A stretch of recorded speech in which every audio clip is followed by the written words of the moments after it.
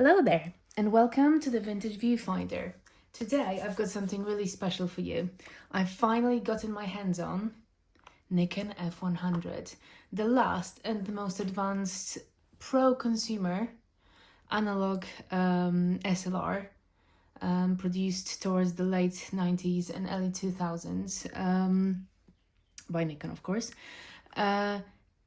Despite not being the same level as, say, F6 or F5, it is much lighter and it has pretty much 80% of the quality that you will find in Nikon F5 or Nikon F6.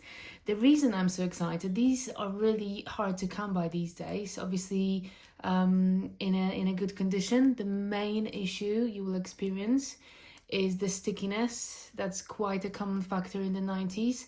This particular model is cleaned of the sticky. It is possible to clean it.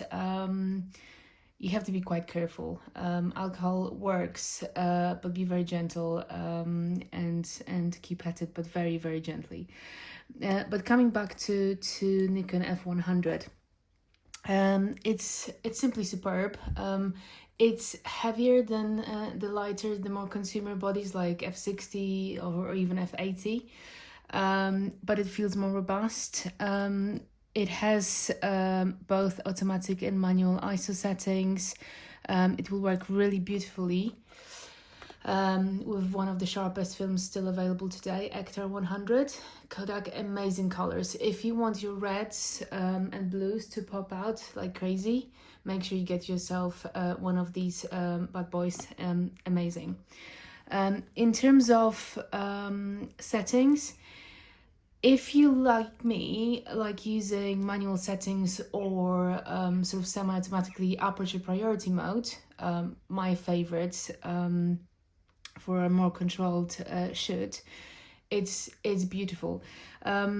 I just wanted to show, obviously I'm going to load Ektar 100 in it in a moment. I'm going out today to one of the National Trust locations.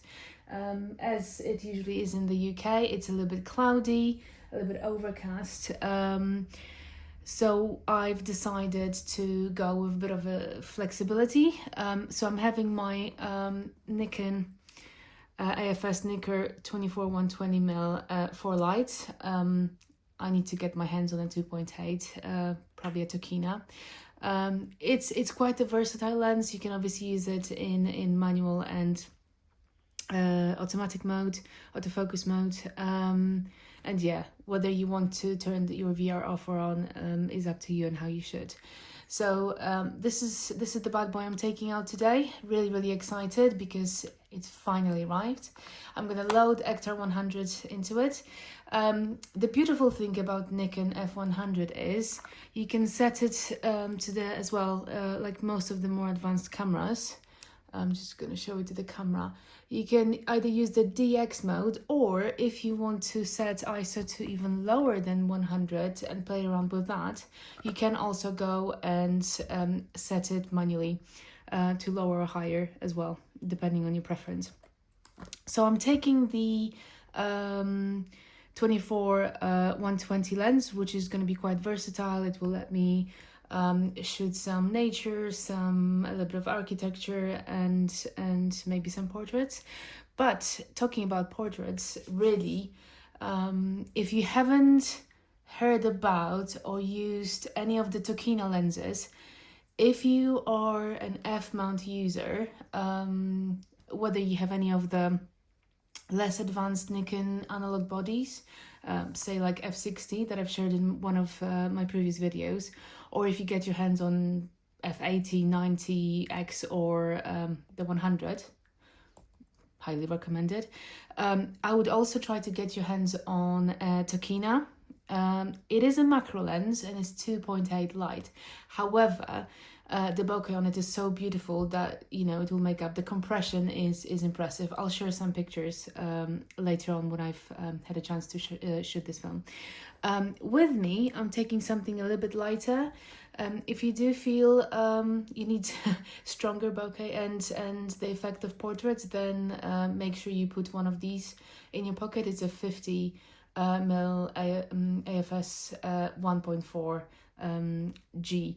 So again, quite a useful one if you don't want to be hefting something as heavy as 24-120. I would recommend take a 50 and have maybe something like the 100 with you as a very good pairing. Now I'm really excited to be taking this one out. I'll share some of the pictures with you later on. I hope, like me, you're going out today to take some pictures. Spring is upon us, so enjoy your day today, and I hope to see you back in the vintage viewfinder. Take care, guys.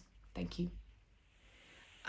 Skip this bit if you are familiar with how to load the film, but for those less familiar with Nikon and less familiar with the F series, it's really easy. You turn it on. That's an important bit. Yeah, at the moment the account is showing empty, there is no film. This is quite a secure loading mechanism, so you push the top in and slide the bottom down. I need to use both hands like this. Yeah. Important bit about Nikon F100. Do you see that red dot there?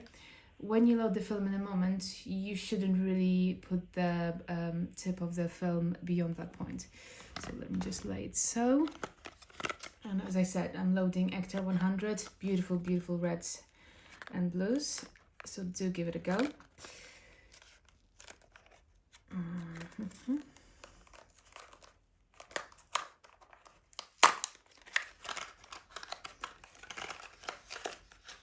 It's a bit fiddly to take it out of the box.